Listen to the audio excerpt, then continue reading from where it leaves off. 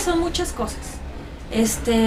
Muchos de los activistas e incluso gente del mismo gobierno señala que a partir de la matanza de los 72 migrantes en San Fernando, es como el empujón y donde se pone mucha de la atención internacional y mucha de la presión también de organismos internacionales hacia qué está pasando en México, ¿no?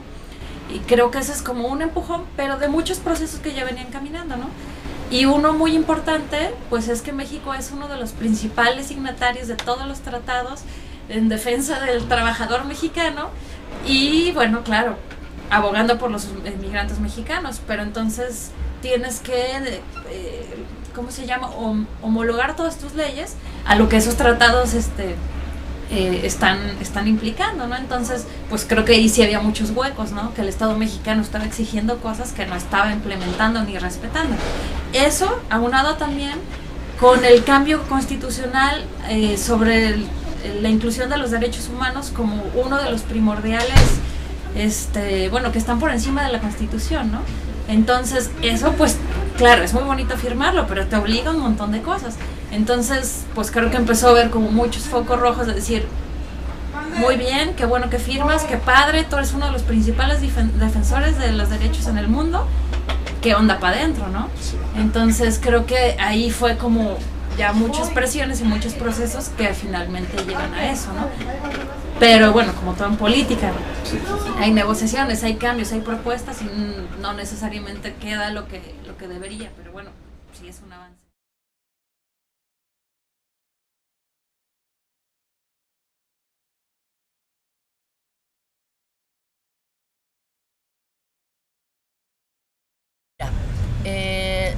El primer cambio más importante es el que son sujetos de derechos, ¿no? Entonces, a ellos ya se les contempla que pueden acceder a una serie de servicios en México, como es salud, educación, registro civil, que antes eso no era posible. Ahora, esta ley yo lo encuentro como una línea muy directa con la relación que hay con el cambio al artículo número 1, ¿no? Donde todas las personas que están en territorio mexicano son sujetas de derechos, pero en cuestión de derechos humanos, no se tienen que aplicar los derechos humanos a ellos. Entonces yo creo que esa ley responde un poco a esto. Eso yo creo que es como lo más importante. Ahí el problema son todas las contradicciones que hay dentro de la Constitución, ¿no? Y en el reglamento tiene como objetivo poner en práctica la ley. Entonces, el problema es que en el reglamento no se toman en cuenta un montón de cosas de cómo hacer que los migrantes indocumentados sean sujetos de derecho, ¿no? O sea, por ejemplo, no se ve una parte en el reglamento donde diga de qué manera hay que hacer que las leyes estatales se comuniquen con esta ley que es federal, ¿no? Entonces, eso es un gran problema. Claro. Entonces, no lo tenemos, pero creo que el gran avance es eso no era posible.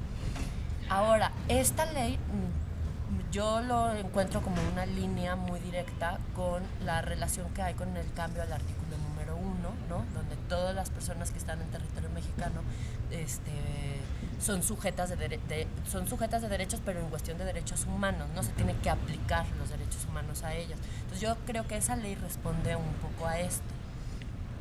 Eso yo creo que es como lo más importante. Ahí el problema son todas las contradicciones que hay dentro de la Constitución.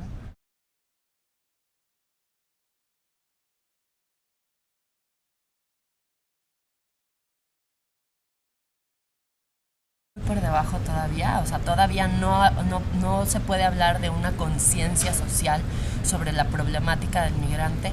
Además, al migrante indocumentado se le ve como un problema, porque así se está planteando también en la ley, ¿no?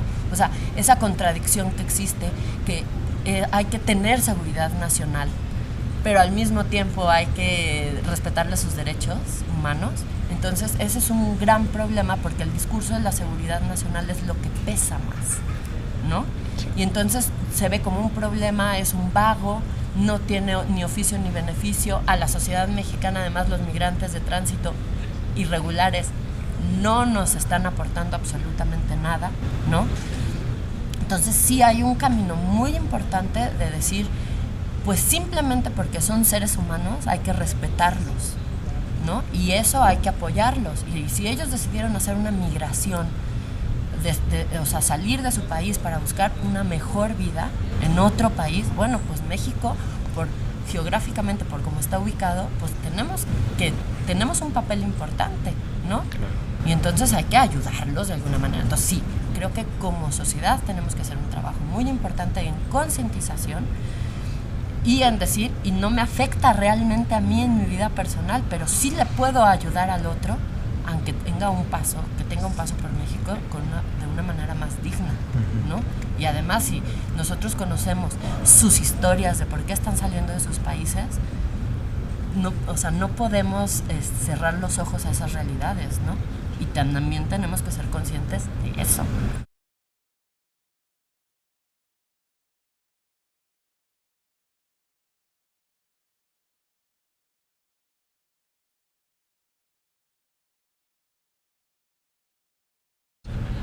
Mira, por cómo está puesta la ley, a nosotros no nos deja esas libertades de que por estado se decida de qué manera se va a hacer la detención, por ejemplo, cosa que en Estados Unidos sí se permite. Y por eso han hecho estas cárceles, ¿no?, para estos migrantes indocumentados. En México, por tener una ley federal, eso no se podría, porque en uno de los capítulos de la ley habla sobre los centros, que no son centros de detención, ¿no?, pero son estos centros donde recogen a todos los migrantes indocumentados. Y eso solamente los maneja el Instituto Nacional de Migración, y es una instancia federal. Entonces, eso no da chance a que los estados hagan ese tipo de iniciativas. Entonces, yo creo que no. O sea, que no, por cómo está la ley, no podríamos llegar a eso. Por estado se decida de qué manera se va a hacer la detención, por ejemplo, cosa que en Estados Unidos sí se permite. Y por eso han hecho estas cárceles, ¿no?, para estos migrantes indocumentados. En México, por tener una ley federal, eso no se podría, porque en uno de los capítulos de la ley habla sobre los centros, que no son centros de detención, ¿no?, pero son estos centros donde recogen a todos los migrantes indocumentados. Y eso solamente los maneja el Instituto Nacional de Migración, y es una instancia federal.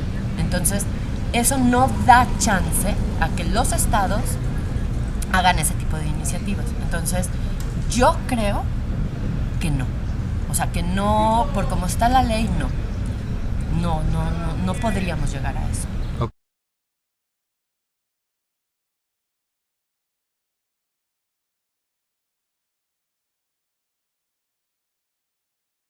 Sí. Mira, a ver,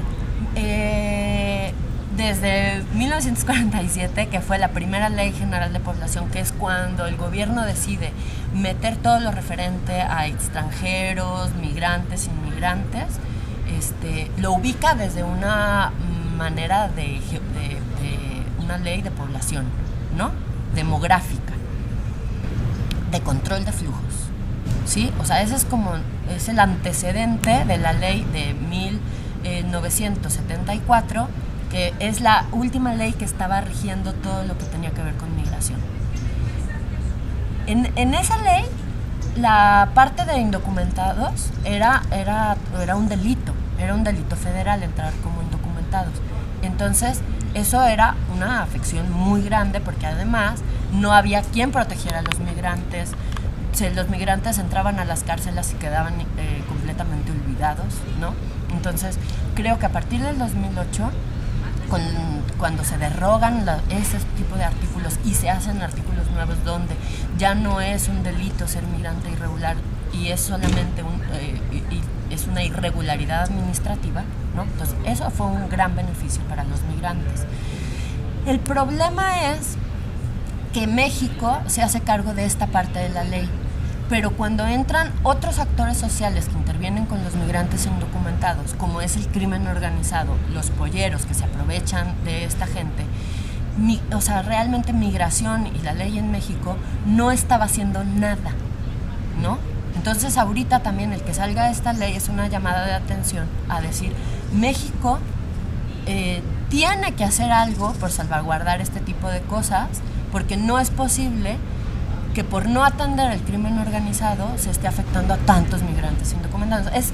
Es como de una problemática surgen otras problemáticas y que el Estado no tiene las posibilidades de estarlo arreglando o solucionando, ¿no? Acaban de pasar. Mira, yo estoy a favor de la ley del reglamento. Me parece que es un gran avance en México porque teníamos 40 años, casi 40 años, que había salido la última ley que tenía que ver con cosas de migración. Esto es un avance.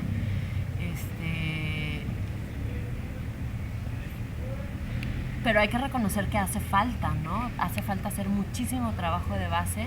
Ahora, pues todavía la ley no se podía poner en práctica si no teníamos un reglamento. Y el reglamento empieza en estos días a tener realmente una práctica. Entonces, hasta que no veamos cómo nos está funcionando la ley, ¿no? Hasta que no veamos los resultados de la práctica, pues realmente no vamos a saber si fue o se está haciendo bien o mal. Pero es un avance que las legislaciones en México se estén creando nuevas legislaciones y que sí tienen una filosofía de mejora, sí la tienen, ¿no? Entonces, pues estoy a favor porque me parece que sí es un paso adelante, aunque tenga contradicciones, aunque tenga ausencias, no importa, ¿no? También una cosa importante que tenemos que acordarnos es que una ley no es estática, ¿no? Las leyes se pueden seguir modificando y entonces en el trabajo de revisión pues vamos a lograr hacer las modificaciones. Y una cosa súper buena que tiene sus limitaciones, pero es bueno, es que dentro del Instituto Nacional de Migración va a haber diferentes consejos consultivos donde la sociedad civil y académicos, ¿no?, van a poder tener una intervención. Entonces, eso es un punto muy positivo. La ley no se va a quedar como está, va a sufrir transformaciones.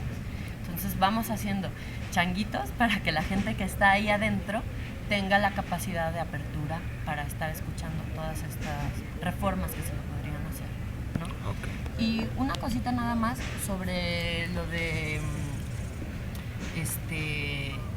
qué va a pasar con nuestro nuevo presidente. Pues ahorita estamos igual que con la ley, estamos en un mero momento de especulación. Aunque sabemos cuáles son las tendencias, tanto de la ley como del presidente, ¿no?, electo, todavía no podemos realmente empezar a prejuzgar, ¿no?